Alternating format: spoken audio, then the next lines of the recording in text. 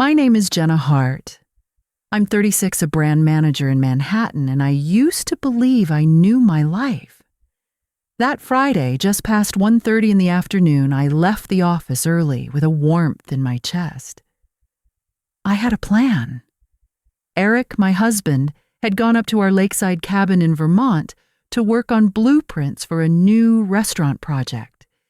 He told me he needed silence, inspiration, and time away from the buzz. I believed him. I always did. At first, the idea to surprise him felt sweet, even a little romantic. We hadn't had a proper weekend together in weeks. Between his freelance work and my back-to-back meetings, we'd become passing ships. I imagined arriving before dinner, cooking something simple, laughing about nothing. I even packed that burgundy silk nightgown he liked, the one he bought last Valentine's Day, just in case. But when I reached the parking garage and turned the ignition, nothing happened. The engine coughed and died. I tried again. Same result. A quick call to roadside assistance confirmed the worst. Battery failure. A wait of 2 hours. I could have canceled the trip. I could have waited. But I didn't want to lose the moment. I ordered a shared cab. Pricey, sure. But the ride up would be scenic, and I needed this. The driver was an older man named Walter. Quiet. Polite. We passed the Brooklyn Bridge by 2:10. He told me the ride would be just under 3 hours, depending on traffic. I leaned my head against the window, watching the gray blur of city melt into trees and open sky. For the first time in weeks, I felt light. 20 minutes later, we stopped. Walter explained he had a shared pickup nearby. I didn't mind. The more the merrier, I said without thinking. Then she stepped in.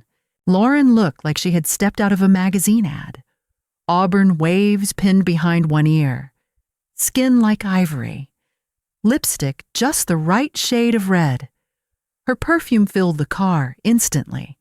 Something expensive floral with a sharp edge. She gave me a smile, slid in beside me, and opened her phone. I smiled back and adjusted my ponytail, suddenly aware of the smudge under my left eye. The ride resumed in silence. Soft jazz played. Trees whipped past the window. I leaned back, content to rest. Then around 30 minutes into the drive, she spoke. I'm heading up to see someone. It's kind of a thing.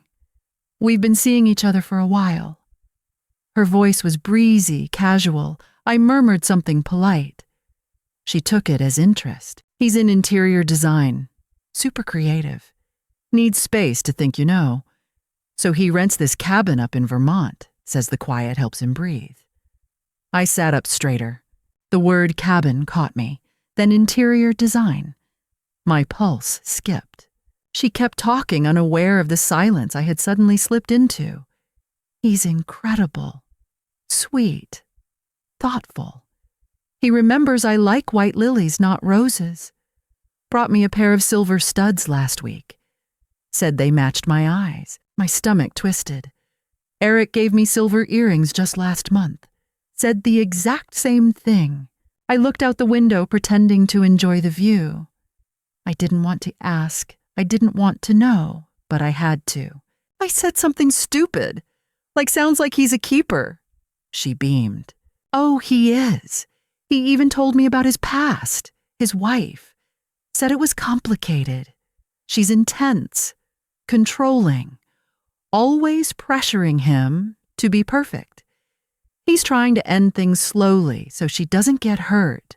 My throat closed. I'd held Eric through sleepless nights, through self-doubt and failed projects. I wasn't controlling. I was tired. There's a difference. She laughed, then twirling a ring around her finger. We're celebrating 6 months this weekend. He's planning something. Might even be a proposal. He asked for my ring size last week. My ears rang. Eric had asked for my size, too. Said he was designing something for our anniversary. Still, I said nothing. I had no proof. Only echoes, only matching lines. Then she said his name, Eric. I flinched. She didn't notice. She was lost in her story, her dream. He said I make him feel alive, that with me he finally feels seen. My hands clenched in my lap. I wanted to scream, to grab the phone from her hand, to show her photos of my wedding, my cabin, the place I painted myself. But I didn't. Because I needed to hear more. I needed to be sure. She told me about the restaurant with the fountain, the one we used to go to every February. I had the receipt still tucked inside an anniversary card.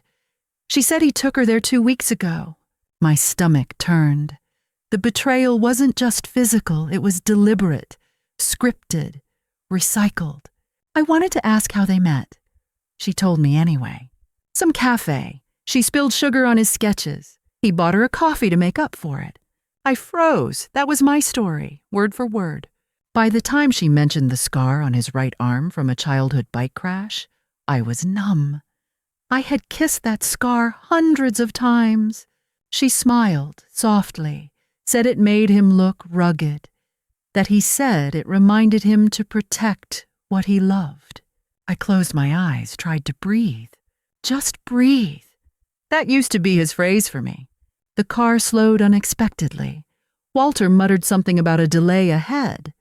I barely heard him. Lauren pulled out a mirror, touched up her lipstick. Her voice sparkled. There he is. He said he'd wait at the gate. My heart dropped. I followed her gaze through the rain-streaked glass.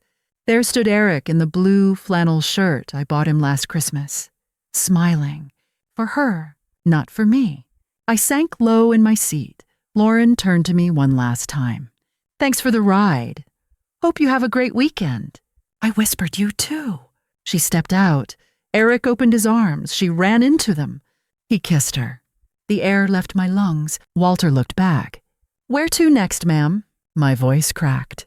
Take me back to the city. He nodded. Yes, ma'am. As we turned, the sound of Lauren's laughter rose behind us, like a bell, like a promise. I didn't cry. Not yet. I just stared out the window, the rain painting rivers down the glass. My mind no longer racing, but clear.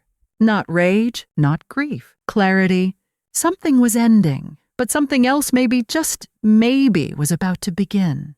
Lauren kept talking, her voice soft, laced with admiration, completely unaware that each word she spoke chipped away at something inside me. She said he always noticed the little things, like how she only liked white roses with long stems, the kind that looked elegant in tall vases. He picked them out himself, she said. Every time. I stared ahead, barely breathing. Eric used to bring me white roses. Every anniversary. He once told me they reminded him of how calm I was, how strong even when things got messy. It was one of the only compliments I'd ever truly believed. Lauren reached up and touched her earrings, tiny silver studs. Said he gave them to her last week. Said they brought out the gray in her eyes. My fingers grazed my own ears. A different pair, but the same words. The exact same words. I still said nothing. I didn't flinch. I didn't shift. But inside, something cracked. It wasn't loud. It wasn't dramatic. Just a slow, aching split that started somewhere near my ribs and moved outward. I couldn't speak. I didn't trust my voice. Not yet. He told me about his scar, she said. She laughed lightly, said it made him look rugged. She ran her fingers along her forearm, showing where it was, said he got it from a bike crash as a kid, said he refused to cry, got ice cream on the way home, that it reminded him to be careful with the things he loved. I had heard that story. I had touched that scar. I'd kissed it during late nights on the couch, curled into him after long days. And now it belonged to someone else. Or maybe it never belonged to me at all. Maybe none of it did. Lauren smiled to herself as if remembering something sweet. He's different, she said. He talks to me about design like it's art. Like spaces should breathe, like colors have emotion, and I get it. I understand him. I didn't hate her. I should have, maybe. But I didn't. She wasn't stealing my life. She was living inside the illusion I had once called mine. She was me just 6 months ago, before I started waking up alone more often, before he told me I was too tired, too sensitive, too much.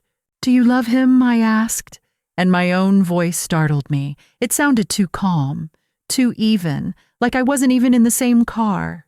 She looked at me, eyes wide, caught off guard. "I think I do," she said. "He told me he's trying to find a way to end things without hurting her, that she's emotionally fragile. Emotionally fragile. That's what he told her. That was how he explained me." I remembered the fertility tests, the failed appointments, the tears I tried to hide. I remembered staying up until 2 a.m. to help him submit a bid for a new restaurant client. I remembered massaging his temples during migraines. I remembered loving him when he had nothing. I wasn't fragile, I was exhausted. "He's planning to leave her," Lauren said. Said this weekend might be the turning point. He just wants to make sure she's okay. Doesn't want to break her heart. Too late. But I didn't say that. I just nodded like any stranger would. My nails dug into my palms. The trees outside blurred by. Somewhere between New York and Vermont, my marriage ended in the backseat of a taxi, not with a scream, not even with tears, but with a soft, bitter silence, and the echo of a story I once thought was mine. It came out casually, like it meant nothing. She was describing the cabin, the lake view, the weekend plans. Then with a dreamy smile, she said his name. Eric. That was it. One name, 4 letters, and my entire world went silent. My breath caught just for a second. My eyes didn't blink. I didn't move. But everything inside me recoiled. It was like hearing a stranger speak my language. Familiar, intimate, but wrong, coming from her mouth. She didn't pause. Didn't notice. She just kept going. Eric said he'd have a surprise for me. Said this weekend would be different. Maybe something permanent. My fingers curled into the hem of my coat. I didn't look at her. I turned toward the window where the sky was turning the color of steel. The trees blurred as the taxi moved on, but I wasn't seeing them anymore. I was watching every second of my marriage play out behind my eyes. Every moment I thought was mine. Every lie dressed up as love. The name echoed in my ears. Eric. Said so easily like he belonged to her. Maybe now he did. Or maybe he always had in pieces. My heart beat too fast. My chest felt tight. But I didn't cry. I couldn't. I wouldn't let myself fall apart. Not here. Not in front of her. She talked about Prague. Said Eric thought the architecture there was magical. Said they were thinking of going next month. That he wanted to show her where he found his inspiration. Prague. I remembered the email he sent in January. Said he might have to go for a conference. Said it would be boring. Said I should stay home. I believed him. I booked him a car to the airport. Now I couldn't remember if he ever even took that flight. Raindrops dotted the glass beside me. A few at first. Then more. A soft tapping that matched the pounding in my head. The cab slowed slightly, tires hissing on wet pavement. The clouds outside were bruised low heavy with something waiting to fall. Lauren's voice floated back into my thoughts. He told me his wife can't have kids. Said she gets emotional fragile, that it's been hard for him. I pressed my lips together. Hard. My teeth clenched behind them. Fragile. That's what he called me. Not hopeful, not grieving, not fighting like hell to make something work. Just fragile. She touched up her lipstick in the mirror. Red. Bright and bold. A color for women who weren't breaking. My throat burned. He said I make him feel like a man. Said he breathes easier when he's with me. Breathe. That word more than any other gutted me. Eric used to say that to me. When the doctor said we'd need more tests. When I cried in the bathroom alone. When the hope wore thin. Just breathe, Jenna. You're strong. I'm here. Now he whispered it to her. The cab stopped suddenly. Walter said something about a delay up ahead. I barely heard him. Lauren leaned forward, grinning. She pointed out the window. There he is. He said he'd wait by the gate. I didn't move. I watched him through the misted glass. Same blue flannel. Same easy smile. He reached for her, pulled her close. My hand shook. I pressed it flat against my leg. Don't cry. Not here. Don't scream. Just watch. Just remember. Because I needed every detail, every word, every look. I wasn't done yet. The car came to a soft stop, tires crunching over gravel still slick from the rain. Through the fogged window, I saw him. Eric, standing by the white gate, the one I painted myself 2 summers ago. His back was straight, shoulders relaxed. He wore the blue flannel shirt I gave him for Christmas. He smiled when he saw her. Lauren squealed softly beside me. She smoothed her hair, checked her lipstick one last time. Then she stepped out into the drizzle with a lightness in her walk. He walked toward her, arms wide, and pulled her in like he'd missed her for years. He kissed her slow, like no one was watching. Except someone was. I didn't move. I stayed tucked in the back seat, quiet, still hidden behind the fogged glass. That was the moment I knew. Not suspected. Not feared. Knew. Every word Lauren had spoken, every gesture, every smile, it was real. Just not mine. George turned in his seat and asked if I was ready. My voice came out low, almost automatic. Take me back to the city. He hesitated. You sure weather's rough? Yes, please. We started to pull away the house, shrinking in the mirror. But just 3 miles out, I changed my mind. Stop the car. He looked at me. Everything all right? No, but I'm going back anyway. He made a U-turn without a word, no judgment. Just the soft hum of the engine and the patter of rain. The gate was still open when we returned. I stepped out, pulling my coat tighter. The air smelled like wet pine and something older. Regret, maybe. I paid George double and told him I didn't need a ride back.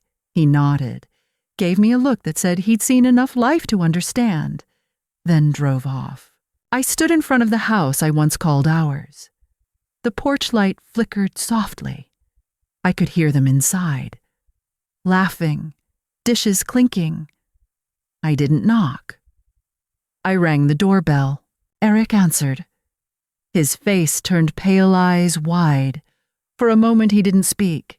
Jenna, what are you doing here? Surprise. I got off work early. Thought I'd spend the weekend with my husband. He blinked. His mouth opened. No sound came. From behind him, Lauren's voice floated in. Who is it? She stepped into view and stopped cold when she saw me. Her lips parted. Her face drained of color. I smiled, calm, even, extended a hand. Hi, I'm Jenna Hart, Eric's wife. She didn't take my hand. She didn't have to. The room shifted around us, the air thick with the weight of truth. Eric looked like he might faint. His hands shook. He stepped back, unsure if he should shut the door or let me in. I walked past him without asking. Hung my coat on the same hook I had installed.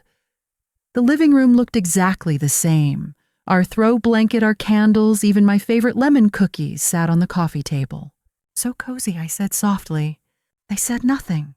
Just stood there, caught between panic and shame. Please, sit. It's raining. No need to send anyone back out. They obeyed like school kids waiting to be scolded.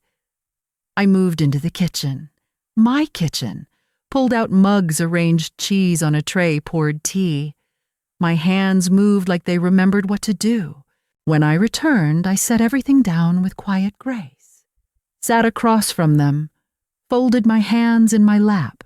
How did you two meet? Lauren's voice cracked. At a cafe. Eric nodded, eyes low. Spilled sugar. Right. Classic, I said. Silence. Do you love him? I asked. Lauren looked at him, then at me. I thought I did.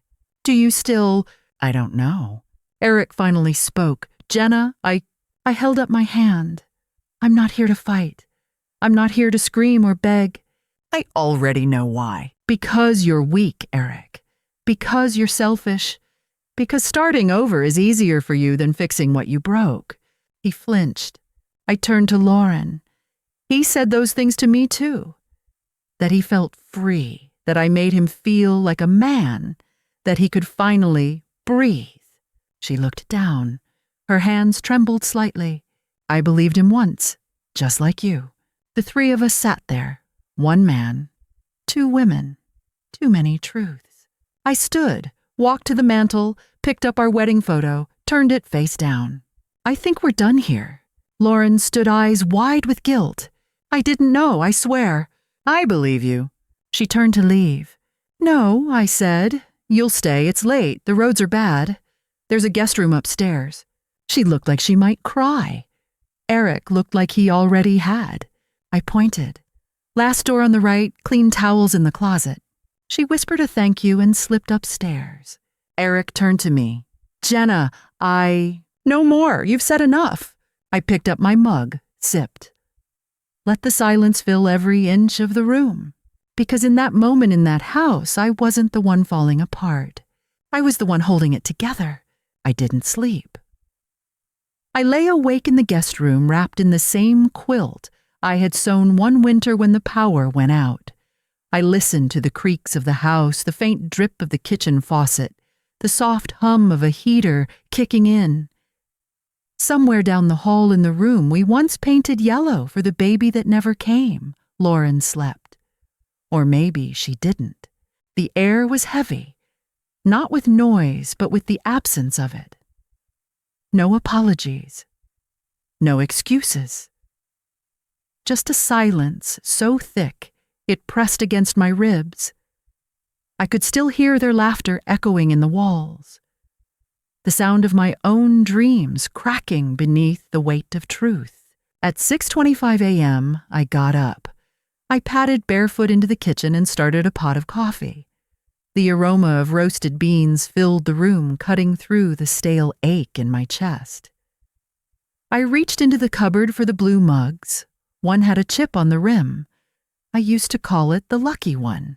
Footsteps on the stairs made me turn. Lauren stood there pale and quiet. Her eyes were puffy, her mascara faintly smeared. She looked like someone who had aged overnight. Can I sit? I nodded and poured coffee into both mugs. She took hers in both hands like it might warm more than just her fingers. We didn't speak at first. The quiet wasn't awkward. It was respectful. Like grief standing still between two strangers. How long did you know? Since the taxi. She blinked. All that time. And you didn't say anything? I needed to see it. I needed to be sure. She looked down at her coffee. I didn't know. He told me you were distant, controlling, that you'd fall apart if he left. Of course he did. Cowards don't just run. They build stories to justify their escape. They turn the people who love them into villains. I feel so stupid. You're not. I believed him too once. I believed him for years. She set the mug down and covered her face with her hands. I thought I was helping him. I thought I was saving someone who felt trapped. Instead, you were just another chapter in a story he'd already written. She looked up, eyes wet. I never wanted to hurt anyone. I know, that's why I asked you to stay.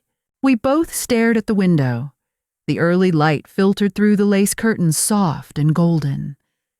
I watched the sun climb over the pines, and for a second, I didn't feel angry. I felt free. Thank you for not yelling at me. Not screaming was the loudest sound I had left. I've done enough of it behind closed doors. It never changed a thing. She reached across the table, hesitated, then rested her hand near mine. I hope someday you'll forget this. I won't. But maybe I'll stop bleeding from it. The coffee steamed between us. 2 women, 1 betrayal, no enemies. Just the slow understanding that we were both pieces of a lie too fragile to last. The storm had passed, not just outside but inside me. And that silence, it wasn't emptiness. It was peace. Eric came home that evening. Rain clung to his coat, his eyes wide when he saw the suitcase by the door. He didn't speak at first, just stood there like he had walked into someone else's life. "Ellie, can we talk?" I didn't look up from the mug I was rinsing. There's nothing left to say. I was stupid. I got lost. I didn't mean for it to go this far. You didn't lose yourself. You chose who to be. You just didn't choose me. He stepped closer, desperate. "We can fix this." "No. You broke something that doesn't go back together." His voice cracked. "I still love you." I turned off the faucet. "You loved the version of me who didn't ask questions. You haven't loved the real me in a long time." He looked around the kitchen like he was searching for proof we still existed. "This place, the cabin, it's all ours. I bought the condo before we married. The deed to the cabin is in my name. You can take the car." He blinked, stunned. "So that's it. I filed this morning. Mutual consent. 2 months if you don't fight it." He sat down at the table. His shoulders sagged. His voice was barely a whisper. "I never meant to hurt you. But you did, and now I'm done bleeding for it." By the end of the week, he was gone. I packed his things carefully, folded the sweaters he left behind, boxed up the framed photos, the cufflinks, the coffee grinder he insisted was essential but never used. No shouting, no final plea, just quiet decisions. I repainted the bathroom, replaced the sheets, donated the books he never finished reading, bought a new plant for the windowsill, something bright that reached toward the sun. I wasn't rebuilding a broken life. I was reclaiming one that never stopped being mine. The cabin sat quiet when I returned. Leaves had turned to deep golds and reds carpeting the driveway. The lake shimmered under a gray autumn sky. I stood at the threshold, keys in hand, heart pounding, not from grief anymore, but something new. A clean kind of ache, the kind that meant there was space again. Inside, nothing had changed, but everything felt different. No ghosts of shouting or tears, just furniture and walls waiting. I walked room to room, touching counters, knobs, the cool surface of the kitchen sink. This house had once been a promise. Now it was mine. I hired a contractor and knocked down the wall between the kitchen and living room. Opened the space, let the light flood in. I painted the walls a soft gray like Vermont fog.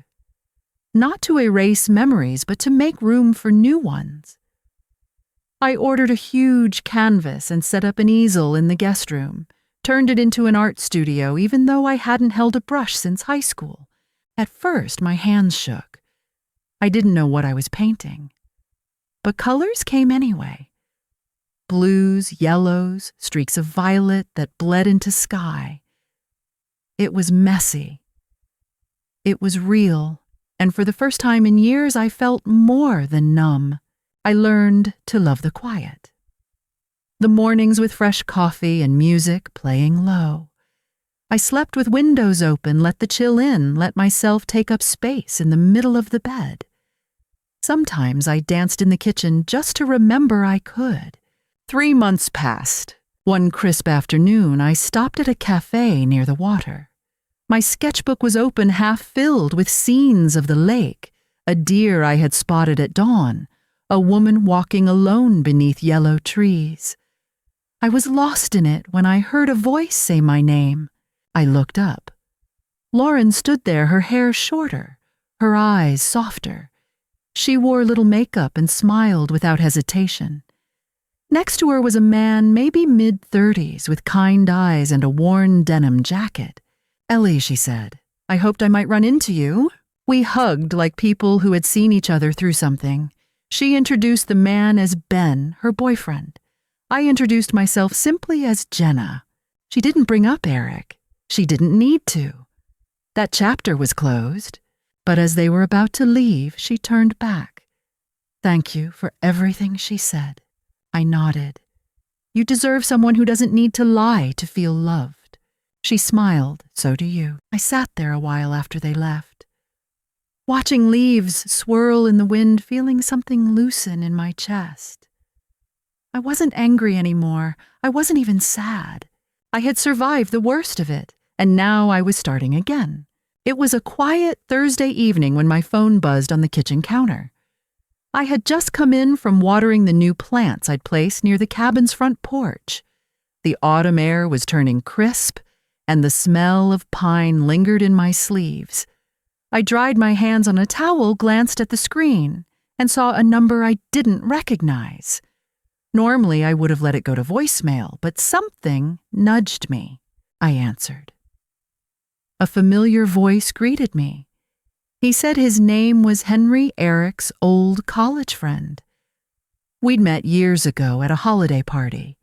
He'd always been warm, a little quieter than the others, and somehow more present. He said he'd heard what happened, that he was sorry, and then asked gently if I might be open to dinner sometime. Just dinner. Just two old acquaintances catching up. I leaned against the counter, heart still. It didn't flutter like it once had with Eric. It didn't race. It just felt steady. I smiled, not because of Henry, not even because of the invitation, but because I realized how far I had come. That I could listen to a man speak with kindness and not flinch. That I could say yes and not feel like I was betraying myself. After we hung up, I stepped outside onto the porch. The sky was brushed in soft pink and pale gold, the kind that made you forget to breathe. I thought about everything I had lost, but more importantly, everything I had chosen. I didn't burn down the cabin or smash the framed wedding photo. I didn't ruin Lauren's life or scream Eric's name in the streets. That was never the point. The real revenge was this: peace, the stillness that came from knowing I had let go, the clarity that wrapped around me like a blanket on nights when the wind howled through the trees. I had reclaimed the space, the silence, and most of all, myself. I had created a life that was mine again, and that I realized was the kind of justice that no confrontation could ever match. I looked out across the lake, the water barely rippling. A hawk circled overhead, catching the last of the sun. I wasn't waiting for a happy ending anymore. I had written a better beginning. And for the first time in years, I couldn't wait to see what came next. It was a quiet Thursday evening when my phone buzzed on the kitchen counter. I had just come in from watering the new plants I'd placed near the cabin's front porch. The autumn air was turning crisp, and the smell of pine lingered in my sleeves. I dried my hands on a towel, glanced at the screen, and saw a number I didn't recognize. Normally, I would have let it go to voicemail, but something nudged me. I answered. A familiar voice greeted me. He said his name was Henry Eric's old college friend. We'd met years ago at a holiday party. He'd always been warm, a little quieter than the others, and somehow more present. He said he'd heard what happened, that he was sorry, and then asked gently if I might be open to dinner sometime. Just dinner. Just two old acquaintances catching up. I leaned against the counter, heart still. It didn't flutter like it once had with Eric. It didn't race. It just felt steady. I smiled, not because of Henry, not even because of the invitation, but because I realized how far I had come, that I could listen to a man speak with kindness and not flinch, that I could say yes and not feel like I was betraying myself. After we hung up, I stepped outside onto the porch. The sky was brushed in soft pink and pale gold, the kind that made you forget to breathe. I thought about everything I had lost, but more importantly, everything I had chosen. I didn't burn down the cabin or smash the framed wedding photo. I didn't ruin Lauren's life or scream Eric's name in the streets. That was never the point. The real revenge was this: peace. The stillness that came from knowing I had let go, the clarity that wrapped around me like a blanket on nights when the wind howled through the trees. I had reclaimed the space, the silence, and most of all, myself. I had created a life that was mine again, and that I realized was the kind of justice that no confrontation could ever match. I looked out across the lake, the water barely rippling. A hawk circled overhead, catching the last of the sun. I wasn't waiting for a happy ending anymore. I had written a better beginning, and for the first time in years, I couldn't wait to see what came next.